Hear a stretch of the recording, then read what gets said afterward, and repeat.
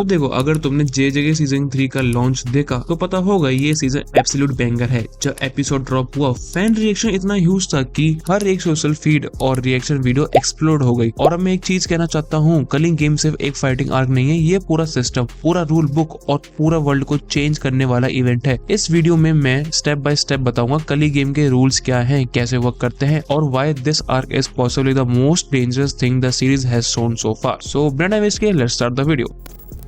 Kalinga game को Kenjaku ने design किया था। इसका पूरा पर्पस सिंपल है, मैसिव कर्स एनर्जी जनरेशन और एक ऐसा इवोल्यूशन प्रोसेस को फोर्स करना जहां ह्यूमैनिटी को जुजुत्सु के साथ मर्ज किया जा सके। ये आर्क शिबुया इंसिडेंट के आफ्टरमैथ में आता है और स्केल पूरा जापान कवर करता है। कॉलोनीज, बैरियर्स एंड प्लेयर्स सब एक ही प्लान है। और हाँ, इसमें तुम्हें एक चीज क्लियर कर दूं, जापान के अंदर 10 कॉलोनीज बना दी गई है। अब सबसे इंपॉर्टेंट पार्ट, रूल्स। केंजाकू ने गेम के लिए बाइंडिंग वाउस और बैरियर सेट किए जिससे गेम का स्ट्रक्चर बन गया। मैं तुम्हें रूल्स एक्सप्लेन करता हूँ। रूल नंबर 1, जो लोग अपनी कर्स टेक्निक अवेकन करते हैं उन्हें 19 डेज के अंदर किसी कॉलोनी में डिक्लेयर करना होता है और पार्टिसिपेट करना होता है। अगर वो नहीं जाता तो वो मर जाएगा, simple as that. Rule number 2, अगर कोई प्लेयर डेडलाइन मिस करता है या फिर गेम से बाहर निकलने की कोशिश करता है तो उसके लिए पेनल्टीज होती हैं, वर्स्ट केस मौत। केंजाकू ने इस सिस्टम को ऐसा बनाया है कि सब लोगों को फोर्सफुली इसमें पार्टिसिपेट करना ही पड़ेगा। रूल नंबर 3, जापान को मल्टीपल कॉलोनीज में डिवाइड कर दिया गया है। 10 कॉलोनीज के अंदर हर कॉलोनी अलग एरिया है। प्लेयर एक कॉलोनी को चूज करता है, वंस एंटर वो उस कॉलोनी की